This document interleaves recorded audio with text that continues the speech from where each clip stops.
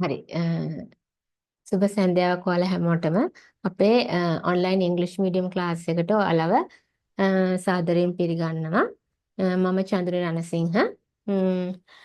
ඇත්තටම අපි මේ ඔන්ලයින් ක්ලාස් එකේ මෙහෙම ප්‍රී සෙමින එකක් ඉස්සෙල්ලාම දැම්මේ අපේ ක්ලාස් එක කොහොමද මේ ප්‍රෝග්‍රෑම් එක යන්නේ කියන එක දෙමව්පියන්ව දැනුවත් කරන්න. ඉතින් ඒකට හින්දා තමයි මේ ෆ්‍රී සෙමින එක දැම්මේ. මොකද දෙමව්පියන්ට අයිඩියා එකක් තියෙන්න ඕනේ. දරුවන්ට අපේ ක්ලාස් එකේ වෙන්නේ මොනවද කියන එක ගැන. දැන් මම හිතනවා මේ වෙනකොට ඔක්කොම දරුවෝ ශිෂ්‍යත්වයට පස්සේ අලුත් ඉස්කෝලේකට ගිහිල්ලා නැත්නම් තමන්ගේ ඉන්න ඉස්කෝලෙම ඉංග්‍රීසි මීඩියම් ක්ලාස් එකට ගිහිල්ලා ඒගොල්ලෝ ඉංග්‍රීසි මීඩියම් ටෙස්ට් එකට ෆේස් කරලා ඉංග්‍රීසි මීඩියම් ටෙස්ට් එක ෆේස් කරලා ඒකිනුත් පාස් වෙලා ඉංග්‍රීසි මීඩියම් ක්ලාස් එකේ ඉන්නේ කියලා.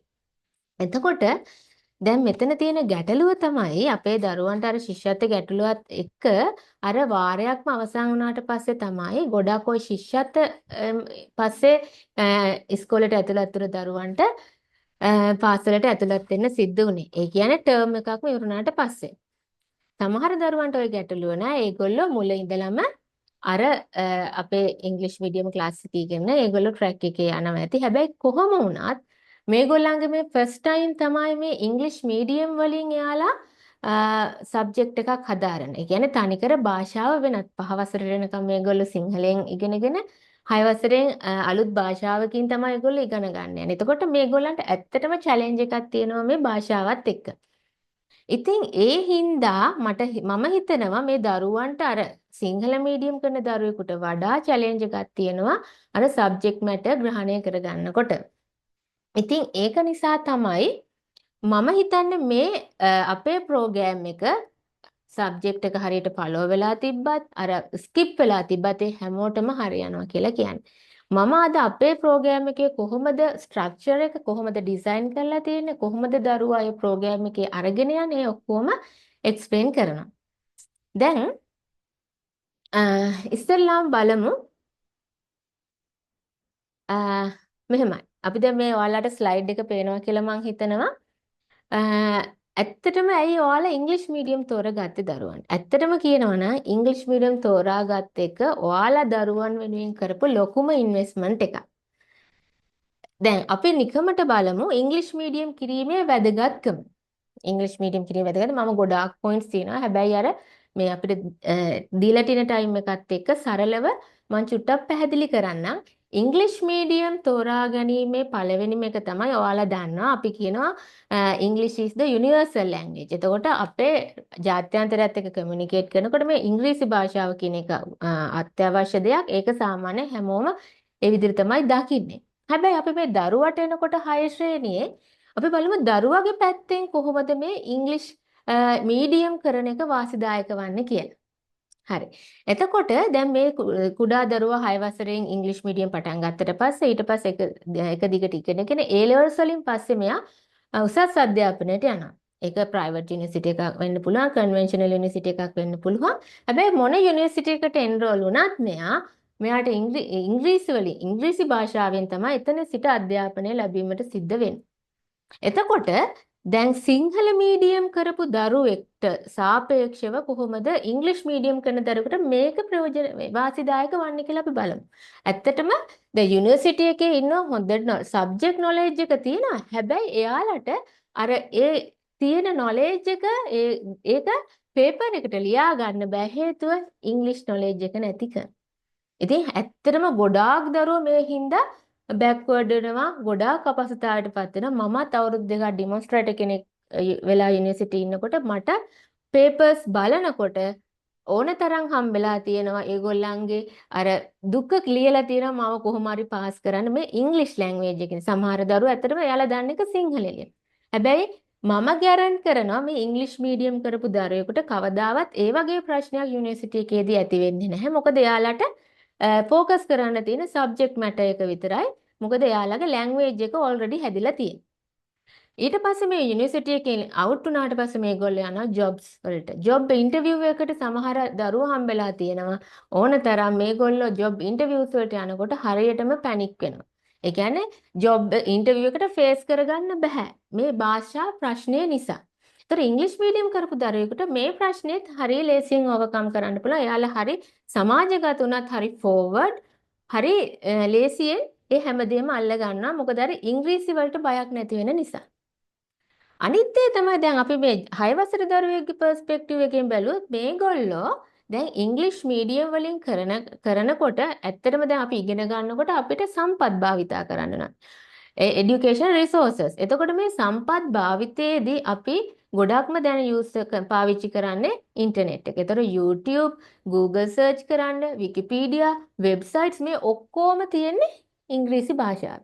ඒතර සිංහල මීඩියම් කරන දරුවෙකුට වඩා ඉංග්‍රීසි මීඩියම් කරන දරුවෙකුගේ තියෙන වාසිය තමයි එයාට රිෆර් කරන්න ඕන තරම් ටියුටෝරියල්ස් තියෙනවා. එතකොට ඒගොල්ලන්ට වාසිය අර භාෂා ගැටලු වෙන්නේ නැහැ. මොකක් හරි ප්‍රශ්නයක් ආවොත් ටක් ගාලා සර්ච් කරලා ගන්න පුළුවන්. ඔන්න ඔය කියන විදිහට ඉංග්‍රීසි මීඩියම් කියන එක ඇත්තටම වැදගත් වෙනවා කරන එක. දැන් ඔයාලගේ දරුවන් වෙනුවෙන් හොඳම ඉන්වෙස්ට්මන්ට් එකක් කරලා තියෙනවා. right. ඊට පස්සේ දැන් ඊළඟට දැන් ඔයාලා දැන් ඔන්න ළමයාව ඉංග්‍රීසි මීඩියම් දරුවව ඉංග්‍රීසි මීඩියම් වලට දාලා දැන් ඊළඟට ඔයාලට එන ප්‍රශ්නේ තමයි මේකට හොඳ ක්ලාස් එකක් හොයාගන්න ඕනේ. හැම සබ්ජෙක්ට් එකකටම හොඳ ක්ලාස් එකක් හොයාගන්න ඕනේ. එතකොට ඇත්තටම මොකද්ද මේ හොඳ ක්ලාස් එකක් කියලා කියන්නේ? අපි බලමු මොකද්ද මේ හොඳ ක්ලාස් එකක් කියන්නේ කියන එක. දැන් මගේ අයිඩියා එක අනුව හොඳ ක්ලාස් එකක් කියන්නේ දැන් අපේ ලංකාවේ এডুকেෂනල් සිස්ටම් එක ගත්තාම දරුවාව ඇත්තටම grade 6 දරුවෙක් ඇසෙස් කරන්නේ එයාලගේ ටර්ම් ටෙස්ට් එකේ මාක්ස් වලින්. වෙන කරන්න විදිහක් නැහැ. එතකොට එයාලට වාරයක් තිස්සේ උගන්වනවා. ඊට පස්සේ වාර අවසානයේ විභාගයක් තියෙනවා. ඒ විභාගයේ කොච්චර දුරට ලකුණු ගන්නවද කියන එක තමයි ඒකෙන් තමයි ඇනලයිස් කරන්නේ. එතකොට ඒ ටර්ම් ටෙස්ට් එකට හරියට ෆේස් කරන්න මෙයාට හරි තියරිටිකල් නොලෙජ් එකක් තියෙන්න ඕනේ. ඒ සබ්ජෙක්ට් එකේ ඒ විෂය පිළිබඳ හරි දැනුමක් ඒ සිද්ධාන්ත හරියට දරුවාට ඉගෙනගෙන තියෙන්න ඕනේ. ඒ විතරක් නෙමෙයි අනිත් පැත්තෙන් ගත්තාම හොඳ ක්ලාස් එකක් වෙන්න නම් දැන් මගේ සබ්ජෙක්ට් එක ගත්තාම සයන්ස්. ඒතකොට සයන්ස් කියන්නේ ඇත්තටම අපේ ජීවිතයට රිලේටඩ් සබ්ජෙක්ට් එක. අපේ ජීවිතයත් එක්ක බැඳුණු විෂයක්. එතකොට අපිට පුළුවන් වෙන්න ඕනේ මේ දරුවව අර මැෂින් එකක් වගේ තියරි නොලෙජ් එක විතරක් දීලා කටපාඩම් කරන බේස් එකේ මිදිලා මේ දරුවාට ඒ කන්සෙප්ට්ස් ඒ සංකල්ප කොහොමද ප්‍රැක්ටිකලි ඇප්ලයි කරගන්න එදිනෙදා ජීවිතේ කියලා දෙන්න. එහෙම වුණොත් තමයි අර හොඳ අවුට්පුට් එකක් අපිට එළියට දාන්න පුළුවන් වෙන්නේ දරුවා සමාජගත වෙනකොට. එහෙම නැත්නම් අර එක පැත්තක් විතරක් දරුවාගේ ඩෙවලොප් වෙලා තියෙනවා අනිත් පැත්ත ඩෙවලොප් වෙලා නැහැ. සහ දරුවට පුළුවන් වෙන්න ඕනේ එක්ස්ප්ලෝර් කරන්න, ගවේෂණය කරන්න සහ අලුත් අත්හදා බැලීම් කරන්න. එහෙම වුණොත් තමයි ඒ දරුවා කම්ප්ලීට් පැකේජ් එකක් වෙන්නේ. එතකොට දැන් මම මේ කිව්ව තියරිටික මම අපේ ක්ලාස් එකේදී මේ තුන ගැනම හොඳ ફોකස් එකක් ඇතුව තමයි අපි අපේ ප්‍රෝග්‍රෑම් එක ප්ලෑන් කරලා තියෙන්නේ. දැන් අපි බලමු මේ මම කතා කරන්නේ මුලදිම මේ තියරිටිකල් නොලෙජ් එක ගැන. තියරිටිකල් නොලෙජ් එක ඇසෙස් කරනවා කියන්නේ දැන් අපි තියරි පන්තියේ උගන්වනවා ගුරුවරයා විසින්. ඒක එතකොට පේපර් එකට ටර්ම් ටෙස්ට් පේපර් එකෙන් තමයි ඇසෙස් කරගන්න ඕනේ. මොකද ගවර්න්මන්ට් එක්සෑම් එකක් තාම මේ දරුවන්ට නෑ. ඒගොල්ලන්ට ෆේස් කරන්න තියෙන ගවර්න්මන්ට් එක්සෑම් එක තමයි O levels. ඒතර O levels යනකම් ඒගොල්ලෝ ටර්ම් ටෙස්ට් වලට තමයි මුහුණ දෙන්නේ. දැන් මම ඒක නිසා චුට්ටක් ඔයාලට අපේ මේ පේපර් එක හැදිලා තියෙන ස්ට්‍රක්චර් එක චුට්ටක් පැහැදිලි කරන්නම් grade 6 දරුවෙකුගේ. ඇත්තටම මේ පේපර් එකේ ටර්ම් ටෙස්ට් එකට එන්නේ part 1 සහ part 2 කියලා. එතකොට part 1 එක ගත්තහම MCQ ඔයාලට PowerPoint එකේ පේනවා ඇති MCQ 20කින් හැදිලා තියෙන්නේ. ඊට පස්සේ part 2 එක ගත්තම ඒක තමයි essay question එක. එතකොට මේ part 1 එකට දරුවෙකුට ලකුණු 2 ගන්න ලකුණු 20ක් ඇදලා ලකුණු 40 හැදෙනවා. එතකොට essay part එකට තමයි ලකුණු 60ක් හිමි වෙන්නේ. කොහොම හරි මේ දරුවා මේ දෙකටම යම්කිසි ගාණක් achieve කරගෙන මෙයා ටර්ම් ටෙස්ට් එකේ ලකුණු 75ට වඩා achieve කරගන්න මට්ටමකට එන්න ඕනේ. මොකද අපි දැනට O levels වල A grade එකක් කියලා කියන්නේ ලකුණු 75ට වඩා achieve කරගන්නවට. එතකොට අපි දරුවාව ප්‍රැක්ටිස් කරවන්න ඕනේ මුල ඉඳලම එකපාරට ඕක අම්මලා තාත්තලා ඕක එකපාරට grade 10 වලට ගියා කියලා අපිට කරන්න බෑ. දැන් මට ගොඩාක් ඉන්ඩිවිජුවලි හම්බෙලා තියෙනවා දරුවෝ ඒගොල්ලන්ට ඔක්කොම ස්කිප් වෙලා අර ග්‍රේඩ් 10 වලදී එකපාරට ඇවිල්ලා කියනවා මේ ටික මට කවර් කරලා දෙන්න O levels වලට කියලා. හැබැයි අර මේක මේ සිලබස් එකක් ඇත්තටම යන එක මෙතෝඩිකලි ළමයාගේ මොලේට ටික ටික දාන්න. අර එකපාරට ඔක්කොම ටික දාන්න බෑ. එතකොට ගැටලුව තමයි අර 6 වසර 7 වසර 8 වසර ඒ ටික හරියට දරුවාට මොලේට වැටිලා නැත්තම් අර එකපාරට 10 වසරේ ටික උගන්වන්න කියන එක හරිම අමාරු වැඩක්. බැරි නැහැ කරන්න පුළුවන්. හැබැයි දරුවාට එක්ස්ට්‍රා මේව එකක් කියන්නේ එක්ස්ට්‍රා එෆර්ට් එකක් දාන්න ඕනේ ඒක ග්‍රහණය කරගන්න. හැබැයි අපේ මේ ක්ලාස් ප්ලෑන්ස් වල එහෙම කිසිම එකක් නැහැ. දරුවාට සැහැල්ලුවෙන් අර අපි දරුවාව යොමු කරවනවා ඒ විදිහට අර කන්වේයර් බෙල්ට් එක දැම්මා වගේ මෙයාව එක පැත්තකින් නැග්ගහම අනිත් පැත්තේ ලස්සනට මතුවෙන විදිහට අපේ වැඩපිළිවෙලත් එක්ක හරියට ගියොත් අපි ගැරන්ට් කරනවා ටර්ම් ටෙස්ට් පේපර්ස් වලට above 85 ගන්න පුළුවන් කියලා. හරි. එතකොට දැන් මේ තමයි පේපර් ස්ට්‍රක්චර් එක. දැන් මම දන්නවා අම්මලා ඇත්තටම ફોකස් කරන්නේ මේ පේපර් එකට ලකුණු වැඩිපුර ගන්න කියන එකට. ඒතර මේ 100 කියන ලකුණු 100 කියන එක ඇත්තටම දරුවා මත විතරද ඒ ගන්න ලකුණ දරුවා මත විතරද ඒක රඳා පවතින්නේ. දැන් අපි හැමෝම හැම වෙලෙම දරුවට බල කරනවා ලකුණු මෙච්චරක් ගන්න මේ විදිහට ගන්න පාඩම් කරන්න. හැබැයි මම හිතන විදිහට මේ ලකුණු 100 කියන එක රඳා පවතින්නේ මෙන්න මේ කාරණා ගොඩක් මත. ඔයාලට පේනවා ඇති මේ පයි chart එක. එතකොට මේ පයි chart එකේ පෙන්눔 කරනවා කොහොමද මේ අපි ලකුණු 100 achieve කරගන්නේ කියන එක. 140ක් ගුරුවරයා මත තියෙනවා. අනිවාර්යෙන් ඒ ගුරුවරයා කොහොමද උගන්වන්නේ? තියරි නොලෙජ් එක, ඒ સિદ્ધාන්ත කොහොමද දරුවාට දෙන්නේ? සහ ඒකෙන් දරුවා කොහොමද කොච්චර ප්‍රමාණයක් ග්‍රහණය කරගන්නවද ඒ උගන්වන විදිය අනුව. එතකොට අනිවාර්යෙන්ම 140ක් ගුරුවරයා මත උගන්වන රඳා පවතිනවා. ඊට පස්සේ අපේ දරුවෝ ඉංග්‍රීසි මීඩියම් එක කරන්නේ. එතකොට අනිවාර්යෙන් 10%ක් රඳා පවතිනවා මීඩියම් එක මත. ඒක හේතුව කියන්නේ තාම මෙයාලා ග්‍රේඩ් 6. එතකොට මෙයාලට මේ ඉංග්‍රීසි මීඩියම් වලින් කරන්නේ ෆස්ට් ටයිම්. එතකොට මේ දරුවන්ට හැකි වෙන්න ඕනේ අර පේපර් එක කියවලා ඒ ප්‍රශ්නේ තේරුම් අරගෙන ඒකට උත්තරේ ලියා ගන්න. එසේ පාර්ට් එකේ ගත්තහම. එතකොට ඒ ප්‍රශ්නේ තේරුම් ගැනීමට හැකියාව තියෙන්න ඕනේ, උත්තරේ දැනගන්න ඕනේ සහ උත්තරය ග්‍රැමටිකලි හරි විදිහට ලියා ගන්න පුළුවන් වෙන්න ඕනේ. ඕක සිංහල මීඩියම් දරුවෙක්ට සාපේක්ෂව ගත්තාම ඒ ග්‍රැවිටි එක ඒ බර අඩුයි. මොකද එයාලට સિદ્ધාන්ත ටික මතක තියෙනවා නම් එයාලට පේපරේ ඒක ලියා ගන්න පුළුවන් පෙළ ගසලා. මොකද අපේ මව් භාෂාව නිසා. හැබැයි ඉංග්‍රීසි මීඩියම් දරුවෙකුට එහෙම නෙමෙයි. අනිවාර්යයෙන් මේ මීඩියම් එක බලපානවා එයාගේ මේ මාක් එක ගන්න. ඉතුරු 10% ගත්තාම ඒක ඉතුරු 40 ගත්තාම ඒක රඳා පවතිනවා ස්ටුඩන්ට් මත.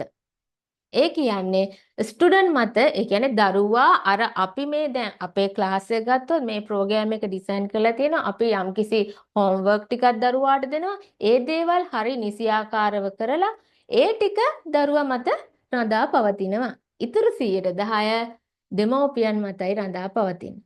මම ඉස්සරහට එක්ස්ප්ලেইন කරන්නම් කොහොමද මේ දෙමව්පියන්ට මේකට දායක වෙන්න පුළුවන් කියලා ඉස්සරහට යනකොට. ඒතකොට මේ විදිහට තමයි ලකුණු 100 කියන්නේ. ඒතකොට දරුවාට විතරක් weight එකක් බරක් දෙන්න බෑ.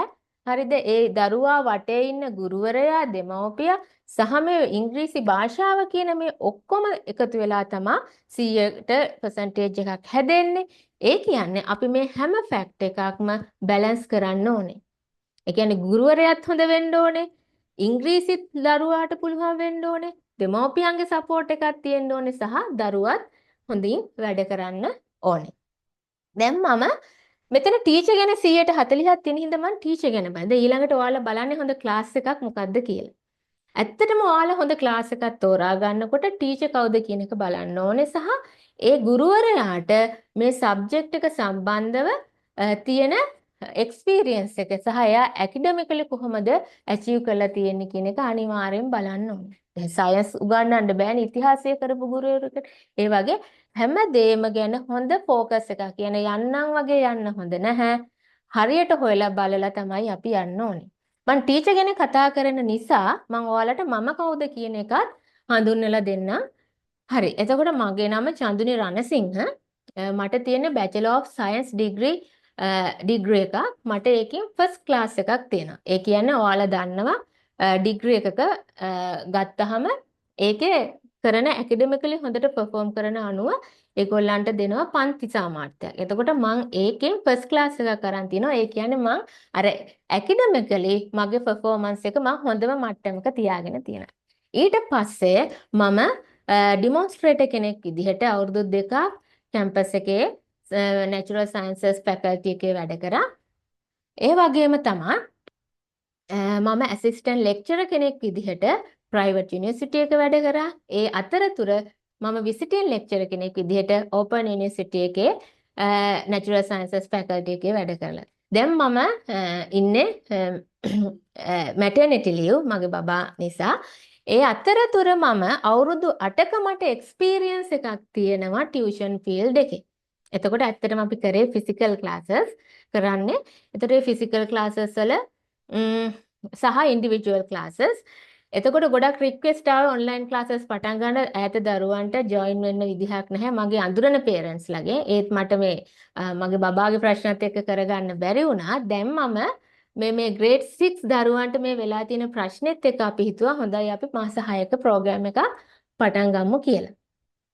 අනිත් එක තමයි හොඳම එක මට කියන්න බැරි වුණා මෙතන මමත් ඔයාලගේ දරුවෝ වගේම අපේ ලංකාවේ ෆස්ට් ටයිම් තමයි ඉංග්‍රීසි මීඩියම් ගවර්න්මන්ට් ස්කූල්ස් වල පටන් ගත්තේ. මමත් grade 6 ඉඳන් ඉංග්‍රීසි මීඩියම් කරලා A levels දක්වා ඉංග්‍රීසි මීඩියම් වලින් හදාරපු එක්කෙනෙක්. එතකොට මට hands on experience එකක් තියෙනවා අර grade 6 දරුවෙක් ඒ කියන්නේ ඉංග්‍රීසි මීඩියම් කරන දරුවෙක්ට මුහුණ පාන වෙන ගැටලු මොනවාද කියලා. එයාලගේ මනස කොහොමද වැඩ කරන්නේ? ඒ ඔක්කොම experience එක මටත් තියෙනවා. එතකොට ඔය ඔක්කොමත් එක්ක මට කියන්න පුළුවන් මට ඉංග්‍රීසි මීඩියම් සයන්ස් කරන්න හොඳ capability එකක් මගේ experience එක තියෙනවා කියලා. හරි. දැන් ඒ තමයි මං ගැන. ඊට පස්සේ අපි බලමු ඊළඟ අපි අර කිව්වා මේ පේපර් එකේ ස්ට්‍රක්චර් එක හැදෙන විදිහ. සහ දැන් මම කියන්න යනවා කොහොමද අපේ සිලබස් එක හැදිලා තියෙන්නේ කියලා. right. ඔයාලට මේ PowerPoint එකේ පේනවා ඇති අපේ සිලබස් එකේ තියෙනවා යුනිට් 11. මේ තමයි මම ලිස්ට් අවුට් කරලා තියෙනවා ඒ යුනිට් 11. එතකොට මේ යුනිට් 11 කරන්න තියෙන්නේ අවුරුද්දක් පුරාවට. හැබැයි දැන් අපිට තියෙන චැලෙන්ජ් එක තමයි මේ දරුවන්ගේ මේ ශිෂ්‍යත්ව අර කෝට් කේස් එකත් එක්ක මේ යුනිට් 11 අපි ඉවර කරන්න ඕනේ මාස 6ක වැනි කෙටි කාලයකදී. හැබැයි තියෙන ප්‍රශ්නේ මේක සමහර විට අපිට කරන්න පුළුවන් lessons skip කරලා. ඒ කියන්නේ මේ පාඩම් එන්නේ නැහැ term test එකට. ඒ හින්දා ඕනේ අපි මේ ටික විතරක් කරමු කියලා කරන්න පුළුවන්. හැබැයි ඒක එහෙම කරන්න බෑ. හේතුව තමයි මේ grade 6 කියන්නේ දරුවාගේ science foundation එක. දැන් උදාහරණයකට ඔයාලට මෙතන පේනවා unit 5 කියන්නේ light and vision කියලා පාඩමක්. unit 6 කියන්නේ sound and hearing කියන පාඩම. unit 7 කියන්නේ magnets. එතන මේ පාඩම් ආයමත් මේ දරුවාට 7 වසරේදී ආයමත් මේගොල්ලන්ට මේ ටික කන්ටිනියු වෙනවා. 8 වසරේදී ආයෙ කන්ටිනියුේෂන් එකක්. ඒ කියන්නේ 6 වසරේ තියරි නොලෙජ් එක නැත්තම් ඒක ඒ දරුවට 7 වසරේ ඒ තියෙන ටික ග්‍රහණය කරගන්න බැරුව යනවා. ඒ නිසා මේ පාඩම් 11ම එක වගේ වැදගත් වෙනවා. ඒ හින්දා අපේ ක්ලාස් එකේදී අපි එක ලෙසන් එකක්වත් ස්කිප් කරන්නේ නැහැ. අපේ ක්ලාස් එකේ මේ යුනිට් 11ම තර්ඩ් ටර්ම් එක ඉවර වෙනකොට අනිවාර්යෙන් අපි කවර් කරනවා. හරි. දැන් ඊළඟට අපි බලමු ගවර්න්මන්ට් ඉයර් ප්ලෑන් එක මොකක්ද කියලා. ගවර්න්මන්ට් එකේ මිනිස්ට්‍රි ඔෆ් එඩියුකේෂන් එකෙන් දීලා තියෙන. ඒතකොට ෆස්ට් ටර්ම් එක ජනවාරි 27 පටන් අරන් මැයි 9 ඉවර වුණා. ඒතකොට සෙකන්ඩ් ටර්ම් එකට යනකොට ඔයාලට පේනවා මැයි 14 පටන් අරන් අගෝස්තු 17 දක්වා යනවා. තර්ඩ් ටර්ම් එක අගෝස්තු 18 ඉඳලා දෙසැම්බර් 19 දක්වා යනවා. එතකොට අපි දැන් මේ ඉන්නේ සෙකන්ඩ් ටර්ම් එකේ. ඒ කියන්නේ සෙකන්ඩ් ටර්ම් එක ඉවර වෙන්නේ 8යි 17. අගෝස්තු 17 වෙනකොට රිපෝට් කාඩ්ස් උත් දීලා ඔක්කොම ඉවර කරන්න ඕනේ. ඒ කියන්නේ ජූලි අග වෙනකොට මේගොල්ලන්ට සෙකන්ඩ් ටර්ම් ටෙස්ට් එකට මුහුණ පාන්න සිද්ධ වෙනවා. එතකොට අපි ගැරන්ට් කරනවා ඒ වෙනකොට අර සෙකන්ඩ් ටර්ම් එකට අදාළ ඔක්කොම අපි ලෙසන්ස් ටික මුලින් ඉඳලා කවර් කරලා දෙනවා කියලා. හරි. ඊළඟට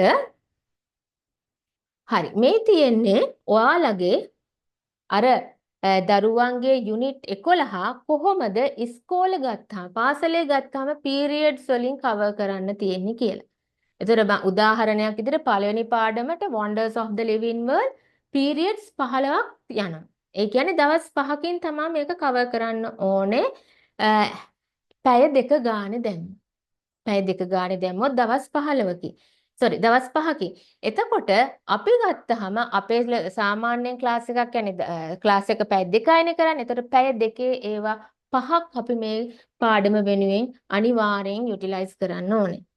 එතකොට මේ විදිහට හැදුවට පස්සේ අපිට මේ එන්ටයර් මේ මුළු සිලබස් එකම කවර් කරන්න දවස් 40ක් යනවා. එතකොට ඒක ලොකුම ගැටලුවක්. මොකද කොහොමද මාස 6කින් දවස් 40ක් කවර් කරන්න කියන එක. එතකොට සතියකට දවසක් කරොත් ඒක කරන්න බැරුව යනවා. ඒ හින්දා අපි ෂෙඩියුල් කරලා තියෙනවා අපේ ක්ලාස් කැලෙන්ඩර් එක මෙන්න මේ විදිහට. ඒ කියන්නේ අපි ජූන් 13th ක්ලාස් එක පටන් ගන්නවා.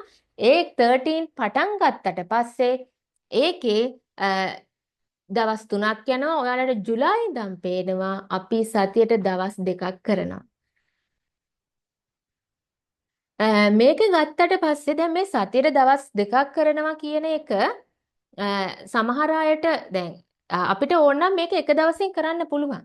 සතියට දවස් 2ක් ගෙන්නන්න නැතුව දරුවාට එක දවසින් කරන්න පුළුවන්. හැබැයි එතන අපි එහෙම කරන්නේ නැත්තේ දරුවාට ප්‍රමාණයක් තියෙනවා ග්‍රහණය කර මේගොල්ලෝ පොඩි දරුවෝ තව. ඒතර එකපාරට ගොඩාක් ප්‍රමාණයක් ග්‍රහණය කරගන්න බෑ. ඒ හින්දා උපරිම පැය දෙකක් හෝ දෙකමාරක්. ඒ නිසා තමයි දරුවාගේ පැත්තෙන්ම හිතලා තමයි අපි මේක දවස් දෙකකට කඩලා තියෙන්නේ. එතකොට දරුවට ෆස්ට් ඩේ එකේ කරන ටිකත් ඔලුවට යනවා සෙකන්ඩ් ඩේ එකත් කරන ටිකත් අර ෆ්‍රෙෂ්ලි එයා ක්ලාස් එකට එන්නේ ඔලුවට යනවා. හරි. ඊට පස්සේ දැන් මම එක්ස්ප්ලেইন කරන්නම් මේ දවස් 40 ඇතුළත අපි කොහොමද ක්ලාස් එක කරන්නේ කියලා. හරි. දැන් ඔයාලට මේ PowerPoint එකේ පේනවා අපේ ක්ලාස් එක කරන විදිය. ඔන්න අපි day 1 එකේ theory part එක පටන් ගන්නවා. එතකොට ඇත්තටම මේ theory part එක කරන්නේ තනිකර work book එකකින්.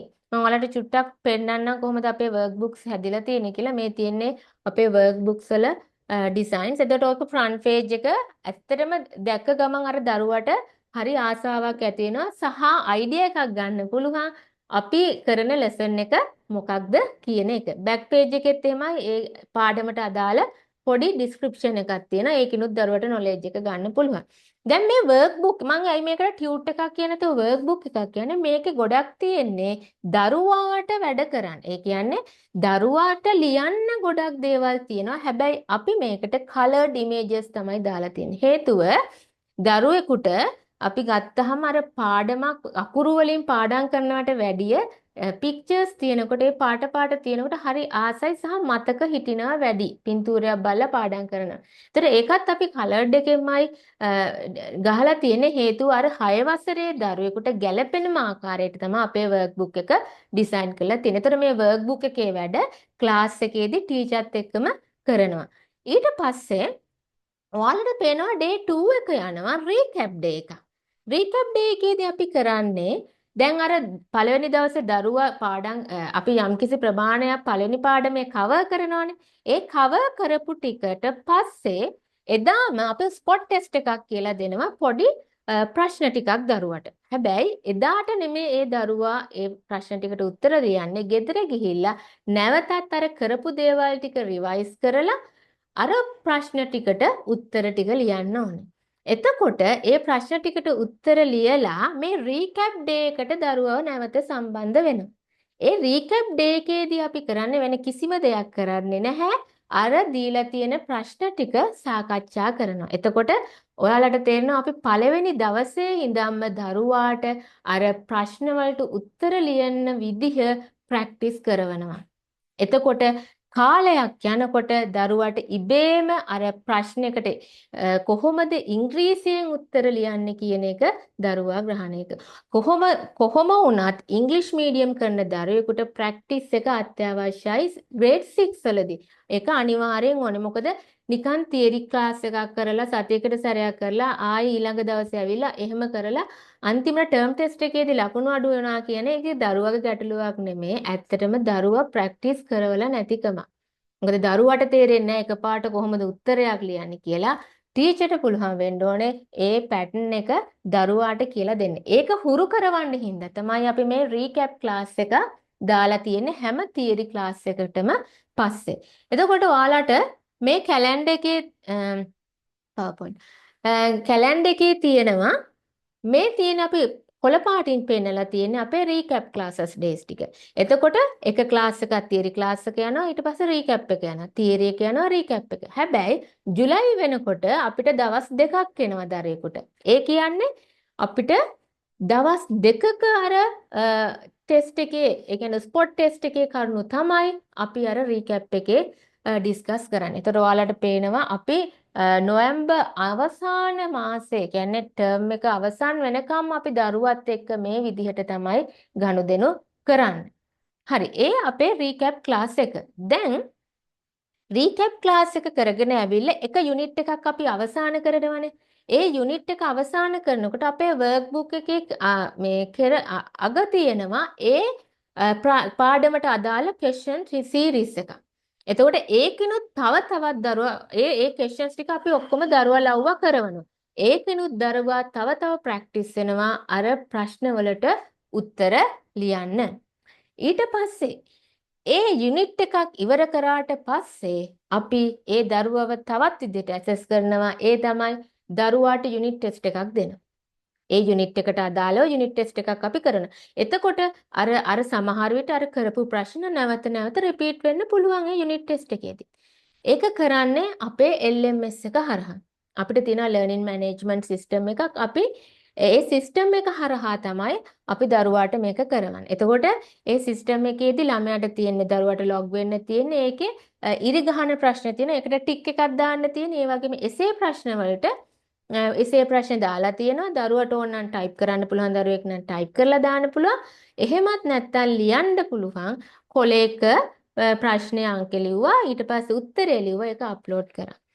ඔය විදිහට අපි ඒකත් කරන්නේ අනිවාර්යෙන් අපි given time එක ඒ කියන්නේ හිතන්න පැයක පේපර් එකක් නම් අනිවාර්යෙන් පැය ඉවර වෙනකොට ඒගොල්ලන්ට ඒක ෆ්‍රීස් වෙනවා කිසිම වැඩක් කරන්න බෑ. ඊට පස්සේ යාලට එතකොට අපි ටයිම් එකත් එක්ක කොහොමද පේපර් එකකට මුහුණ දෙන්නේ කියන එකත් එතනින් ප්‍රැක්ටිස් කරනවා සහ අපි ඒ හැම ටෙස්ට් එකක්මත් මොනිටර් කරන ගමන් තමයි දරුවන්ව අපේ ඇඩ්මින් ටීම් එකක් ඉන්නවා ඒ කට්ටියත් එක්ක මොනිටර් කරන ගමන් තමයි ඒ යුනිට් ටෙස්ට් උත් තියන්නේ.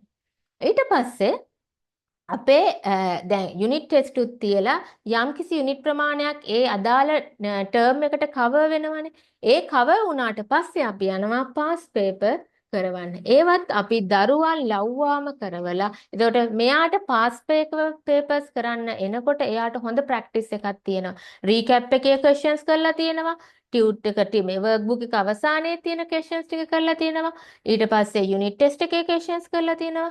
ඊට පස්සේ මෙයාට හරිම ලේසියෙන් අර ටර්ම් ටෙස්ට් එකට අපි දරුවාටත් නොදැනව දරුවා ප්‍රැක්ටිස් කරවලා තියෙනවා. හරි. එතකොට ඔය ටික තමයි අපේ ක්ලාස් ප්ලෑන් එක ගැන අපිට කියන්න තියෙන්නේ. ඊට පස්සේ අපි දැන් චූටක් ඩිස්කස් කරන්නම් අපේ ලර්නින් මැනේජ්මන්ට් සිස්ටම් එක ගැන. එතකොට මේ ලර්නින් මැනේජ්මන්ට් සිස්ටම් එක ගත්තහම ස්ටුඩන්ට් ලොගින් එකක් තියෙනවා සහ පේරන්ට් ලොගින් එකක් තියෙනවා. ස්ටුඩන්ට් ලොගින් එකේදී දරුවාට අර ලොග් වෙලා යුනිට් ටෙස්ට් කරන්න පුළුවන්. ඒ වගේම ක්ලාස් රෙකෝඩින්ස් දැන් යම් කිසි විදිහකට දරුවාට අපේ ක්ලාස් එකට ඇටෙන්ඩ් වෙන්න හම්බුනේ නැත්නම් අපි දරුවාට රෙකෝඩින්ස් දෙනවා. ඒ රෙකෝඩින්ස් දෙන්නේ දරුවා අපිට මෙසේජ් එකක් දාන්න ඕනේ මෙදා දවසේ අපිට මට රෙකෝඩින් එක ඕනේ කියලා. එතකොට අපි එයාට අපේ LMS එක through access එක දෙනවා ඒ රෙකෝඩින් එක බලන්න. ඊට අමතරව අපි ලර්නින් මැටීරියල්ස් අප්ලෝඩ් කරනවා. අපි සමහර විට ඒ පාඩමට අදාළ වීඩියෝ එකක් වෙන්න පුළුවන්. ඒ වගේම ඇක්ටිවිටි ෂීට්ස් වෙන්න පුළුවන්. ඒවා ඔක්කොම අප්ලෝඩ් කරන්නේ අපේ මේ ලර්නින් මැනේජ්මන්ට් සිස්ටම් එකට. ඊට පස්සේ අපි පේරන්ට් ලොගින් එක ගමු. පේරන්ට් ලොගින් එකේදී එතකොට දෙමව්පියන්ට පුළුවන් වෙනවා දරුවාගේ ප්‍රෝග්‍රස් එක හරියටම බලා ගන්න මේ ලොගින් එකෙන්. එතකොට දරුවා කොහොමද යුනිට් ටෙස්ට් වලට පර්ෆෝම් කරලා තියෙන්නේ, ඒ වගේම පාස් පේපර්ස් කොහොමද පර්ෆෝම් කරලා තියෙන්නේ, සහ මම ඔයාලට කියන්න බැරුණා අර වර්ක් බුක් එකේදී අනිවාර්යෙන් අපි වර්ක් බුක් එකේ නීට්නස් එකයි ක්ලෙන්ලිනස් එකයි අනිවාර්යෙන් බලනවා දරුවගේ. මොකද ටියුට් එක එහෙම නැත්නම් වර්ක් බුක් එක පොතක් පිළිවෙලට පිරිසිදුට තිබ්බොත් තමයි දරුවාට පාඩම් කරන්න ආසාව ඇති වෙන්නේ. එතකොට අනිවාර්යෙන් ඔයාලට පුළුවන් දරුවාට කියන්න ලස්සන පාට පෑන් යූස් කරන්න පුළුවන්.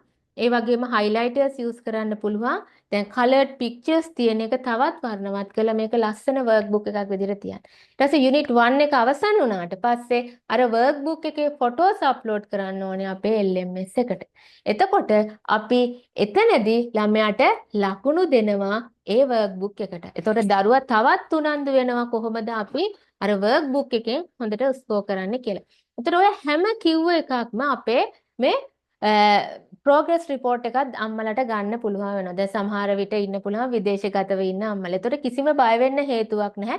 ළමයා ඇත්තටම ක්ලාස් එකට ආවද ඇටෙන්ඩන්ස් අපේ ඇඩ්මින් ටීම් එකක් ඉන්නවා. ඒතකොට ඉන්ඩිවිජුවලි හැම ළමයෙක්ගේම ඇටෙන්ඩන්ස් මාක් කරනවා. ඒ වගේම තමයි ක්ලාස් පේමන්ට්ස් උත් ඒකේ ඔක්කොම අප්ඩේට් කරලා තියෙනවා.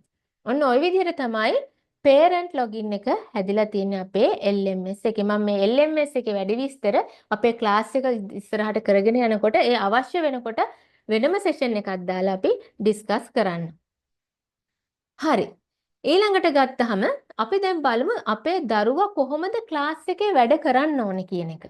දැන් ඇත්තටම දරුවා ගත්තහම මේන් රික්වයර්මන්ට් එක තමයි එයා කැමරා එක ඔන් කරලා තියෙන්න ඕනේ. මොකද අපිට නැත්තම් දරුවව පේන්නේ නැහැ, දරුවව මොනිටර් කරන්න බෑ. එතකොට හැම වෙලේම දරුවට කියන්න කැමරා එක ඔන් කරන් ක්ලාස් එකට ඇටෙන්ඩ් වෙන්න කියලා.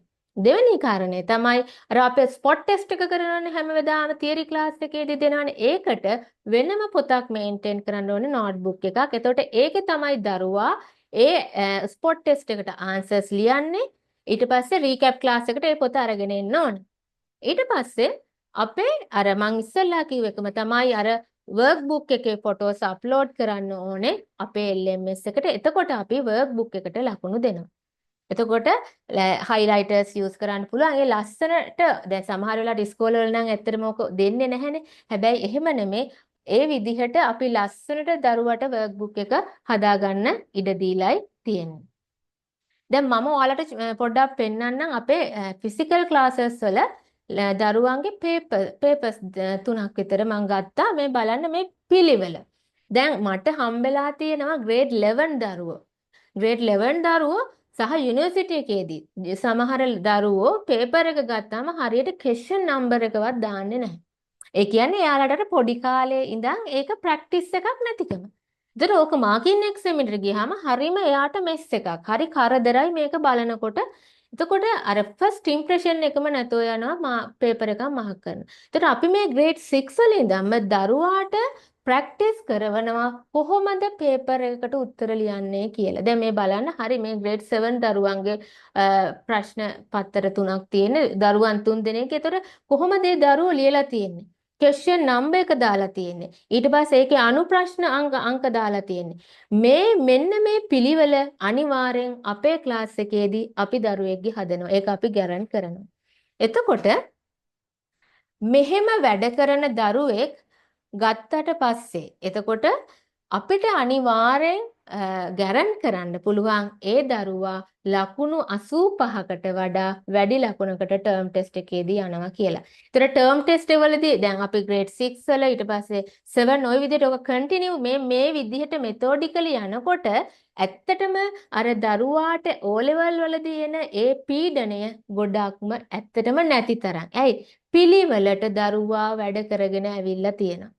එතකොට මේවා අපේ අන්තිම ෆයිනල් ගෝල් එක වෙන්නේ දරුවා O levels හරියට කරවන. එතකොට එතනදි තදියම් වෙලා දෙමෝපියෝ දඟලනවට වැඩිය 6 වසරේ ඉඳන්ම මේ ට්‍රැක් එකට දාගෙන දරුවව ගියොත් අපිට හරිම ලේසි. හරි. ඊළඟට අපි බලමු අපේ ක්ලාස් සිස්ටම් එක ගත්තාම ඇත්තටම අපි මම තනියම නෙමෙයි කරන්නේ. මේකේ ඇඩ්මින් ටීම් එකක් ඉන්න. ඒතර මේ ඇඩ්මින් ටීම් එක හැම වෙලේම ඉන්ඩිවිජුවලි හැම දරුවෙක්ම මොනිටර් කරනවා.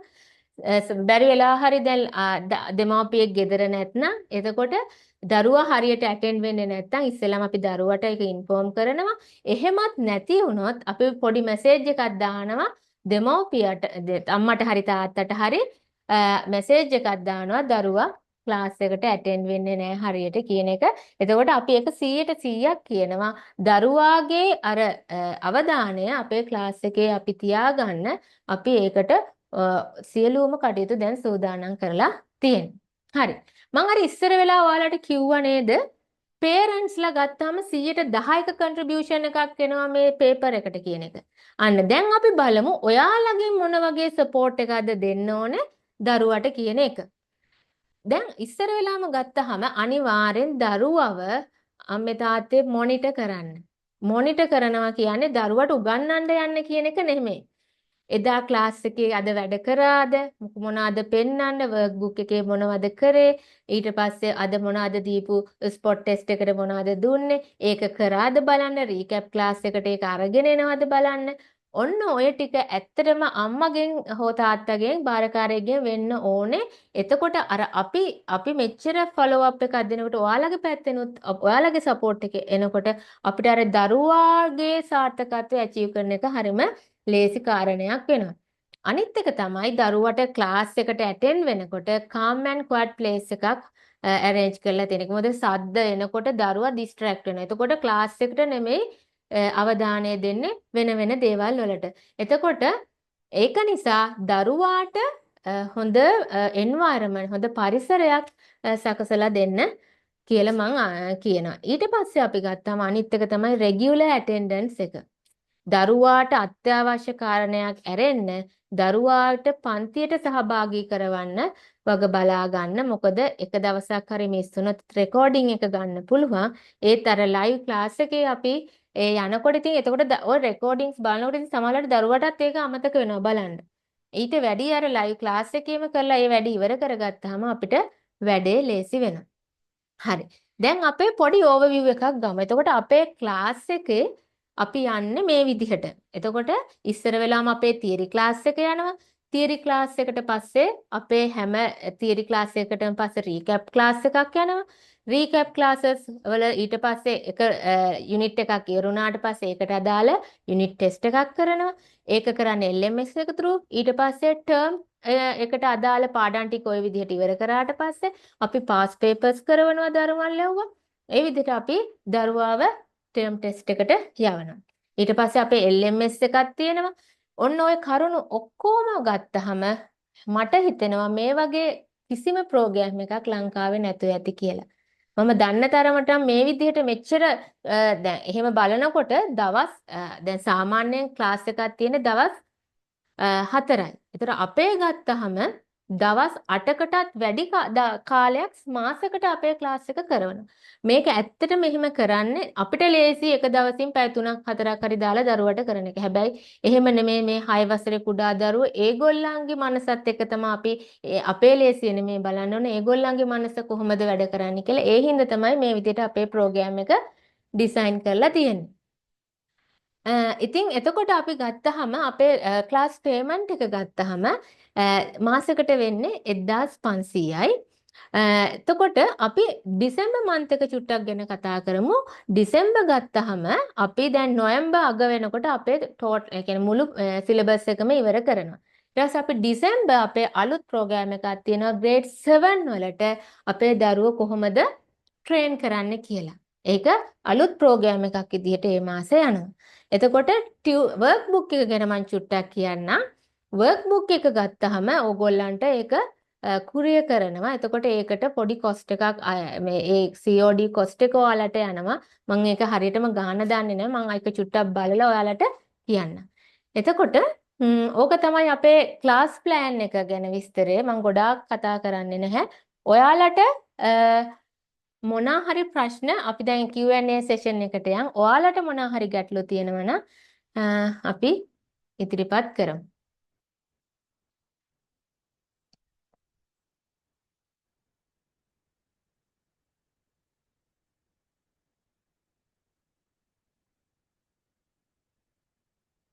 මොන හරි ප්‍රශ්න තියෙනවද?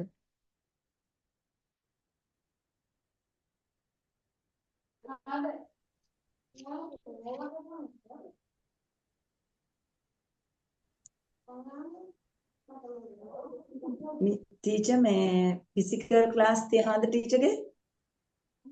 ඔව් ෆිසිකල් ක්ලාසස් තියෙනවා. ගම්පහ තමයි කලගෙඩි හේන තියෙන්නේ. ගම්පහ නෑනේ. ගම්පහ නැහැ. ආ. Thank you teacher.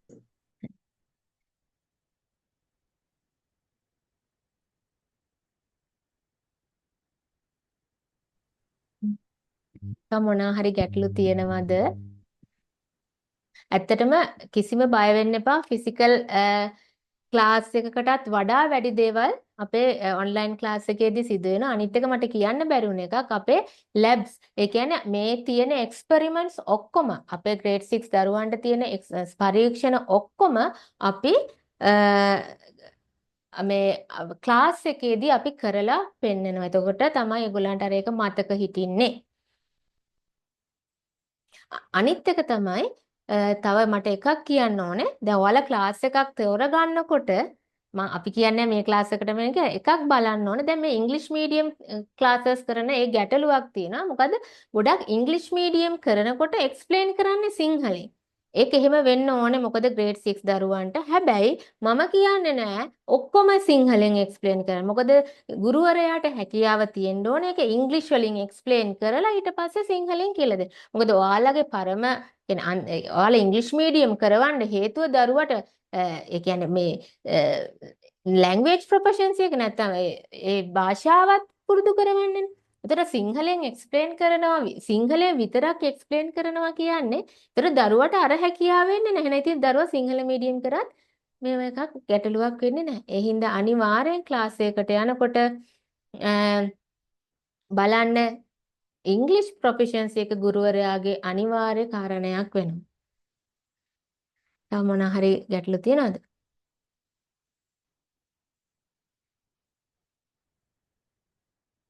මං ඔයාලට ක්වෙස්චන්ස් නැතිඳ චුට්ටක් සාම්පල් පේපර් එකක් පෙන්නන්නම්. මේගොල්ලන්ට මේගොල්ලන්ගේ පේපර් එක කොහොමද හැදෙන්නේ කියලා.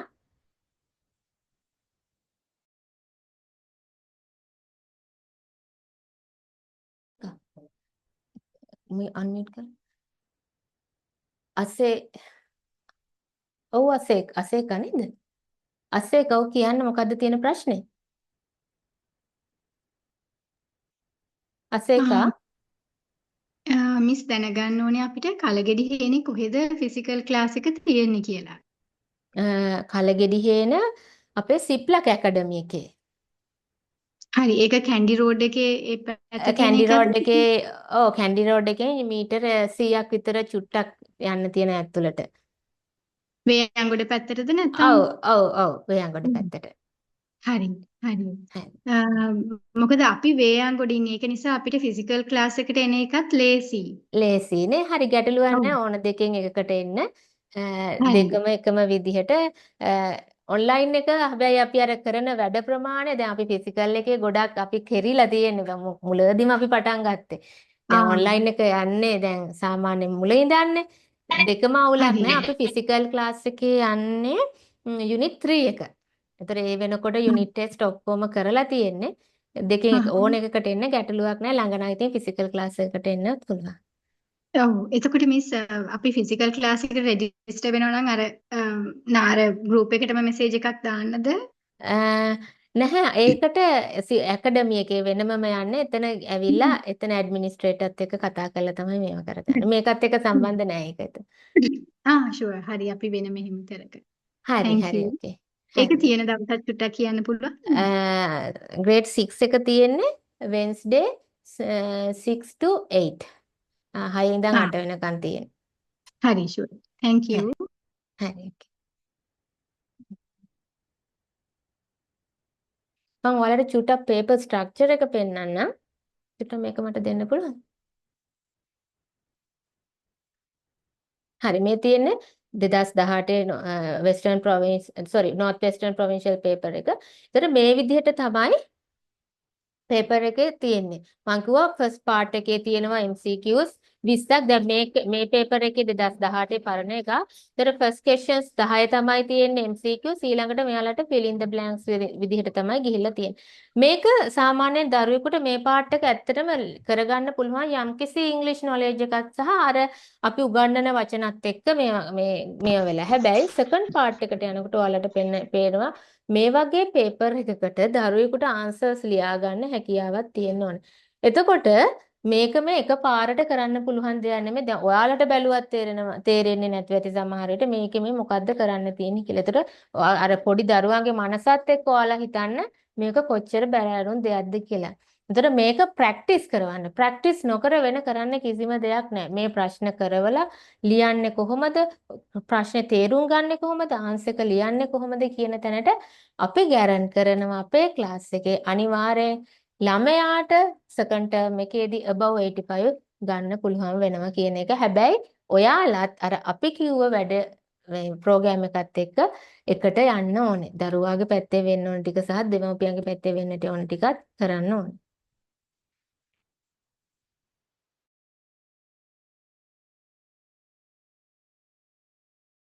තියෙනවද?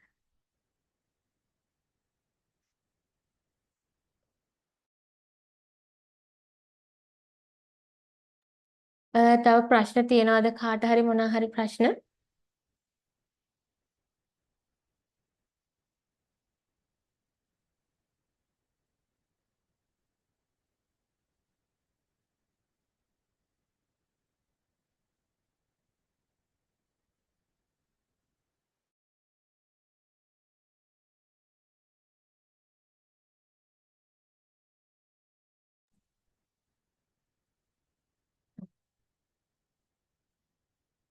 හරි එහෙනම් ප්‍රශ්න නැහැනේ. ওই ටික තමයි අපේ ප්‍රෝග්‍රෑම් එක ගැන අපිට කියන්න තියෙන විස්තර. එහෙනම් අපි 13 වෙනිදා ජූනි 13 ක්ලාස් එක පටන් ගන්නවා. රෙජිස්ටර් වෙන්න කැමති දරුවෝ අර අපේ WhatsApp නම්බර් එකට මැසේජ් එකක් එවන්න. අපි එතකොට දරුවව රෙජිස්ටර් කරලා රෙජිස්ට්‍රේෂන් නම්බර් එකක් දෙනවා. ඒ රෙජිස්ට්‍රේෂන් නම්බර් එකෙන් තමයි එතකොට LMS logins ඔක්කොම යන්නේ. ඉතින් මම ආරාධනා කරනවා ඔයාලට ක්ලාස් එකත් එක්ක සම්බන්ධ වෙන්න. අපි මේ ප්‍රෝග්‍රෑම් එක හොඳින් මේ මාස 6 කරලා ඉවර කරමු කියලා. එහෙනම් ඔක්කොටම ස්තුතියි සම්බන්ධ වුණාට.